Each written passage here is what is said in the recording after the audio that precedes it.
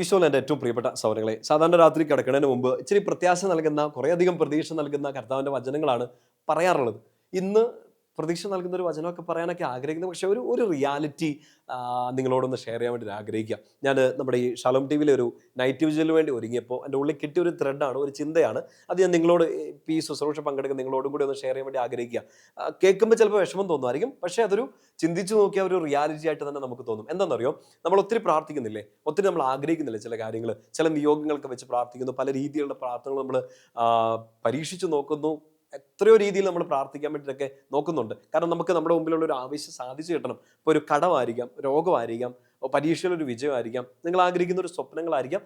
ഈശോയിൽ ഇത് ആശ്രയിച്ച് നന്നായിട്ട് നമ്മൾ പ്രാർത്ഥിക്കുന്നുണ്ട്. പക്ഷെ നിങ്ങൾ ശ്രദ്ധിച്ചിട്ടുണ്ടോ, ചില പ്രാർത്ഥനകൾ അതിന് ഉത്തരം കിട്ടാറില്ല. ചിന്തിച്ചു നോക്കണേ, ചില പ്രാർത്ഥനകൾക്ക് ഉത്തരം കിട്ടാറില്ല. ചിലപ്പോൾ 3-4 വർഷമായിട്ട് പ്രാർത്ഥിക്കുന്നവരുണ്ട്. ഈ അടുത്തിടയ്ക്ക് കൂടി ഒരു നമ്മുടെ ധ്യാനകേന്ദ്രത്തിലൊരു ഒരാളിങ്ങനെ വന്ന്, ആളുകളുടെ പ്രൈവസി ഒക്കെ ഉള്ളതുകൊണ്ട് കേട്ടോ പേരോ സ്ഥലമോ സാഹചര്യം ഒന്നും പറയാതെ, ഈ വന്നൊരു 14 വർഷം 15 വർഷമായിട്ട് ഒരാവശ്യത്തിന് വേണ്ടി പ്രാർത്ഥിച്ചുകൊണ്ടിരിക്കുകയാണ്.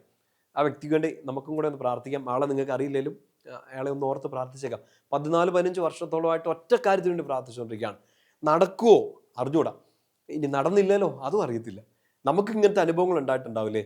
ഞാൻ പ്രാർത്ഥിച്ചിട്ടുണ്ട്. നിങ്ങൾ കേൾക്കുമ്പോൾ ചിരിക്കല്ലേ, 5 വർഷത്തോളം ഞാൻ ഒറ്റ നിയോഗത്തിന് വേണ്ടി പ്രാർത്ഥിച്ചിട്ടുണ്ട്. അതെന്നെ ആവശ്യം എന്നൊക്കെ പിന്നെ പറഞ്ഞുതരാം. അപ്പം നമുക്ക് ചിലത് ഉത്തരം കിട്ടത്തില്ല. ഞാനിത് പറയുമ്പോൾ ശരിക്കും 5 വർഷമായിട്ടും ഞാൻ ചോദിച്ച ആ കാര്യത്തിന് ഈശോ ഉത്തരം തന്നിട്ടൊന്നുമില്ല. നിങ്ങൾക്ക് സന്തോഷമായല്ലോ എൻ്റെ പ്രിയപ്പെട്ട സഹോദരങ്ങളെ. 10-20 വർഷമായിട്ട് 30 വർഷമായിട്ട് പ്രാർത്ഥിക്കുന്ന ആളുകളുണ്ട് ഒറ്റ കാര്യത്തിന് വേണ്ടി. കിട്ടുമോ അറിയില്ല. ചില സമയത്ത് ഇങ്ങനെ നിരാശ വന്നു പോകും. ഞാൻ നിങ്ങളോട് പറയട്ടെ, ഉത്തരം കിട്ടാത്ത പ്രാർത്ഥനകളും ഉണ്ട്. ഇച്ചിരി വിഷമത്തോടെ ആണെങ്കിലും അതൊന്ന് അക്സെപ്റ്റ് ചെയ്യാമോ? ഉത്തരം കിട്ടാത്ത ചില പ്രാർത്ഥനയുണ്ട്. ബൈബിളിൽ മുഴുവൻ എടുത്ത് നോക്കിയാൽ, മുഴുവൻ എടുത്ത് നോക്കണ്ട, കുറച്ച് മനുഷ്യരെ മാത്രം എടുത്ത് നോക്കിയാൽ തന്നെ കുറേ കാര്യങ്ങൾ പിടികിട്ടും. നിങ്ങൾ മോശയെക്കുറിച്ച് ചിന്തിച്ച് നോക്കിയാൽ, പഴയ നിയമത്തിലെ ഇസ്രായേൽക്കാരുടെ കൂടെ ഇങ്ങനെ നടന്ന്, മുമ്പേ നടന്ന് എല്ലാ കാര്യങ്ങളും ചെയ്ത ഒരാളാണ്. അയാൾക്ക് കിട്ടാവുന്ന ഏറ്റവും വലിയ അനുഗ്രഹം എന്താ? കാനാൻ ദേശത്ത് എത്തുക എന്നുള്ളതാണ്. പക്ഷേ നെബോമലയിൽ വെച്ച് എത്തി നോക്കി ആ യാത്ര പൂർത്തിയാവുകയാണ്. കാനാൻ ദേശത്ത് എത്തുന്നില്ല. ജനം മുഴുവൻ മോശയ്ക്ക് വേണ്ടി പ്രാർത്ഥിച്ചിട്ടുണ്ടാകാം, ഞങ്ങളെ നയിക്കുന്ന ഈ ലീഡർ അവിടെ എത്തണമെന്ന്. നമുക്ക് സ്വയം പ്രാർത്ഥിച്ചിട്ടുണ്ടാകാം, പ്രിയപ്പെട്ടവർ പ്രാർത്ഥിച്ചിട്ടുണ്ടാകാം, പക്ഷെ മോശ കാനാൻ ദേശത്ത് എത്തിയില്ല. ദാവീദ് കർത്താവിൻ്റെ ഹൃദയത്തോട് ചേർന്ന് നിന്നവൻ, എത്രയോ സങ്കീർത്തനങ്ങൾ പാടി ദൈവത്തെ മഹത്വപ്പെടുത്തിയവൻ, പാപം ചെയ്തിട്ടും തിരിച്ചു വന്ന് കർത്താവിൻ്റെ ഹൃദയത്തിനിണങ്ങിയതായിട്ട് ജീവിച്ചൊരു മനുഷ്യനാണ്. പക്ഷെ തൻ്റെ മകൻ്റെ ജീവനൊന്ന് തിരിച്ചു കിട്ടാൻ വേണ്ടി കെഞ്ചിക്കിടന്നാണ് കരയണത്. സങ്കീർത്തനം 77 നിങ്ങൾ വായിച്ചു നോക്കണം, ചങ്ക് പടഞ്ഞു പോകും.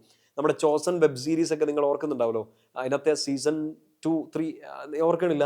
ഇങ്ങനെ പത്രോസ്ലിയുടെ കുഞ്ഞിനെ നഷ്ടപ്പെടുകയും ദാവീദിന്റെ മകനെ കുറിച്ചൊക്കെയുള്ള ഒരു സീൻസ് ഇങ്ങനെ മിങ്കിൾ ചെയ്തിട്ട് വരുന്നുണ്ട്. ബ്യൂട്ടിഫുൾ ഒരു എപ്പിസോഡാണ്. അതിനകത്ത് ഇങ്ങനെ 77 സംഘത്തിനൊക്കെ പാടി പ്രാർത്ഥിക്കുന്നുണ്ട്. എന്താ വെച്ചാൽ കുഞ്ഞിന്റെ ജീവൻ കിട്ടാൻ വേണ്ടി ദാവീദ് ചങ്കുപൊട്ടിയാ പ്രാർത്ഥിക്കുക. കിട്ടിയില്ല, കുഞ്ഞ് മരണപ്പെടുകയാണ്. നോക്ക്, പ്രാർത്ഥിച്ചിട്ട് ഉത്തരം കിട്ടാത്ത ചില കാര്യങ്ങളുണ്ട്. പൗലോസ്ലിയ, നമ്മുടെ പ്രിയപ്പെട്ട പൗലോസ്ലിയ, ചേട്ടാ ഇങ്ങനെ നിന്ന് പ്രാർത്ഥിക്കുകയാണ്, കർത്താവെ കഴിയുമെങ്കിൽ ഈ മുള്ളെടുത്ത് മാറ്റ്, ഇത് മാത്രമുള്ള എനിക്കൊരു പ്രശ്നം. ഈശോ മാറ്റണില്ല, നിനക്ക് എൻ്റെ കൃപയൊക്കെ ഉണ്ടെന്നൊക്കെ പറഞ്ഞിട്ട് ഇങ്ങനെ വിടുകയാണ്. കേൾക്കാത്ത പ്രാർത്ഥനകളുണ്ട്. നമുക്ക് കൂടുതൽ വിഷമം വരാണ്ടിരിക്കാൻ വേണ്ടി ഈശോ തന്നെ ഗത്സമൻ തോട്ടത്തിൽ കിടന്ന് പ്രാർത്ഥിക്കുന്നത് കണ്ടില്ലേ? മത്തായി 26, 36 മുതൽ 46 വരെയുള്ള വാക്യങ്ങൾ. പിതാവേ ഇത് മാറ്റിത്താ, പാനപാത്രം മാറ്റിത്താ. മാറിയില്ലെന്ന് മാത്രമല്ല, മട്ട് വരെ കുടിക്കേണ്ട പോലത്തെ സങ്കടം വന്നു. മാനുഷികമായിട്ട് ചിന്തിച്ചാൽ നോക്ക്, ഇഷ്ടം പോലെ അനുഭവങ്ങളാണ് ബൈബിളിൽ നമ്മൾ കാണുന്നത്. ഉത്തരം കിട്ടാത്ത പ്രാർത്ഥനകൾ. ഇവിടെ എല്ലാം നമ്മൾ ചെയ്യേണ്ട ഏറ്റവും വലിയ കാര്യം എന്തെന്നറിയോ? മോശ അത് അക്സെപ്റ്റ് ചെയ്തു, ദാവീദ് അക്സെപ്റ്റ് ചെയ്തു, പൗലോസ്ലിഹ അക്സെപ്റ്റ് ചെയ്തു. എനിക്ക് കർത്താവിൻ്റെ കൃപയുണ്ടെന്ന് ഈ 3 പേരും തിരിച്ചറിഞ്ഞിട്ട് മുമ്പോട്ട് നടന്നു. ഈശോ ചെയ്ത ഏറ്റവും വലിയ കാര്യം എന്താ? പിതാവ് ഇത് മാറണം എന്നാണ് എനിക്ക് ആഗ്രഹം, പക്ഷെ മാറുന്നില്ല. ഇത് കുടിക്കണം എന്നാണ് അങ്ങയുടെ ഹിതമെങ്കിൽ let your will be done. അങ്ങയുടെ ഹിതം നിറവേറട്ടെ. ഇതാണല്ലോ സ്വർഗസ്ഥനായ പിതാവെ പഠിപ്പിക്കുമ്പോൾ ഈശോ തൻ്റെ പ്രിയപ്പെട്ടവരോടൊക്കെ പറഞ്ഞു കൊടുത്തത്. അങ്ങയുടെ ഇഷ്ടം സ്വർഗത്തിലെ പോലെ ഭൂമിയിലുമാകട്ടെ. ഈശോയെ ഞാൻ 5 കൊല്ലമായി പ്രാർത്ഥിക്കുന്നു, 10 കൊല്ലമായി പ്രാർത്ഥിക്കുന്നു, കഴിഞ്ഞ 2 ആഴ്ചയായിട്ട് ഞാൻ പ്രാർത്ഥിച്ചുകൊണ്ടിരിക്കുകയാണ്, 20 കൊല്ലമായിട്ട് ഞാൻ പ്രാർത്ഥിച്ചുകൊണ്ടിരിക്കുകയാണ്. ഉത്തരം കിട്ടാത്തൊരു പ്രാർത്ഥനയാണോ? അറിയില്ല. ഇതിന് ഉത്തരം കിട്ടുമോ? We do not know. പക്ഷെ നമ്മുടെ മുമ്പിൽ ഏറ്റവും നല്ലൊരു ആറ്റിറ്റ്യൂഡ്, ഒരു പ്രയർഫുൾ സ്പിരിച്വൽ ആറ്റിറ്റ്യൂഡ് ഇതാണ്: ഈശോയെ നിന്റെ ഇഷ്ടം നടക്കട്ടെ എന്ന് പറഞ്ഞ് ഈ സമയം മുതൽ നിങ്ങളങ്ങ് വിട്ടുകൊടുക്കുക. ഗത്സമൻ തോട്ടത്തിൽ ഈശോ അതങ്ങനെ വിട്ടുകൊടുത്ത സമയം മുതൽ ദൂതന്മാർ അവനെ വന്ന് ശുശ്രൂഷിച്ചു എന്നാണ് നമ്മൾ വായിക്കുക. പിറ്റേന്നുള്ള കുരിശിന്റെ വഴി മുഴുവൻ നടക്കാൻ വേണ്ടി മാനുഷികമായിട്ട് ചിന്തിച്ചാൽ ഈശോയെ സഹായിച്ചത് മുഴുവൻ ഈ അക്സെപ്റ്റൻസ് ആണ്. ഇതെടുക്കാൻ ഞാൻ തയ്യാറാണെന്ന് പറഞ്ഞിട്ടുള്ള ഒരു വിട്ടുകൊടുക്കലാണ്. ഭയങ്കര ഡിഫിക്കൽട്ടാ, എളുപ്പമൊന്നുമല്ല. ഇതിപ്പോൾ ഇങ്ങനെ പറഞ്ഞുകൊണ്ടിരിക്കുമ്പോൾ പോലും I know it's not easy. അങ്ങനെ ഒരു വലിയ കുരിശ്, അങ്ങനെ ഒരു വലിയ സങ്കടമൊക്കെ വന്നിട്ടുണ്ടെങ്കിൽ നമ്മളെങ്ങനെ കർത്താവിൻ്റെ ഇഷ്ടം നടക്കട്ടെ എന്നൊക്കെ പറയും. പക്ഷേ എൻ്റെ പ്രിയപ്പെട്ട മക്കളെ, എൻ്റെ പ്രിയപ്പെട്ട സഹോദരങ്ങളെ, അതാണ് ഏറ്റവും നല്ലത്.